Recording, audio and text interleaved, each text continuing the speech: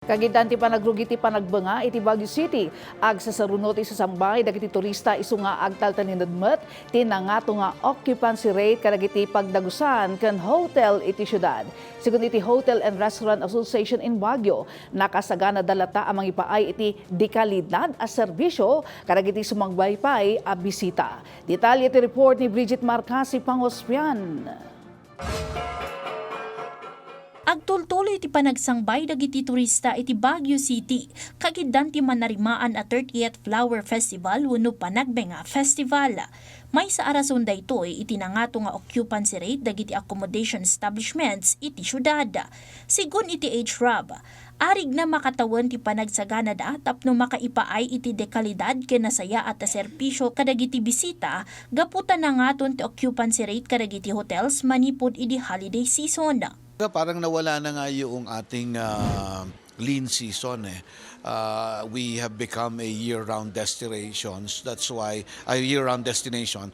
That's why yung Hotel and Restaurant Association of Baguio natin, year-long din yung preparation natin dyan. We can say na mataas yung ating occupancy.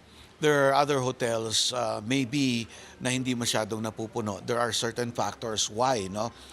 Probably the rates, probably yung kanyang location also. But we can proudly say no na mataas ang ating occupancy, maganda ang business. Malaksid kadagiti aktibidad ti Panagbenga. Agsasaruno dagiti dadakkel nga aktibidad iti syudad kas iti PMA Alumni Home Coming, Spring Festival ken dumapay a summer season activities. Manamnamat agtultuloy nga isasangbay dagiti turista. You plan your trip ahead. Mag-book na po kayo sa mga hotels. Wag na po tayo yung magbo-book. Pagdating na lang natin dito, medyo delikado po yan. Baka wala po kayong matirahan.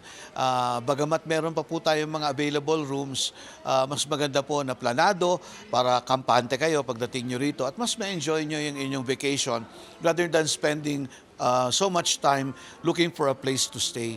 Ti pamilya ni Lin manipod Nueva Ecija, tinawenda sumarsarungkar iti Baguio City tunggal bulan ti Pebrero. Tapno maipasigurado tinaanayas a tour itinerary ken accommodation booking ti pamilya, nagbook dalaangan iti lehitimo at travel agency. Meron po kami ma'am na agent na humahanap dito sa amin, Sir Dennis. Kaya pagdating po namin, meron agad sumasalubong sa amin, dali na kami sa transit. Imunamutan anang ipaay iti balaag ti lokal a gobyerno ti Baguio ken Baguio City Police Office saknan kadagiti scammers sa mangidyadjaya iti peke nga accommodation. Abala na rin yung mga sa accommodation. By this time kasi medyo fully booked na yung mga accommodation. Baka mayroong mag-take advantage, mag-offer, yun pala, scam. So always remember yung mga legitimate na sites. Bridget Marcasi Pangospian para iti Pambansang TV. Iti Baro at Pilipinas.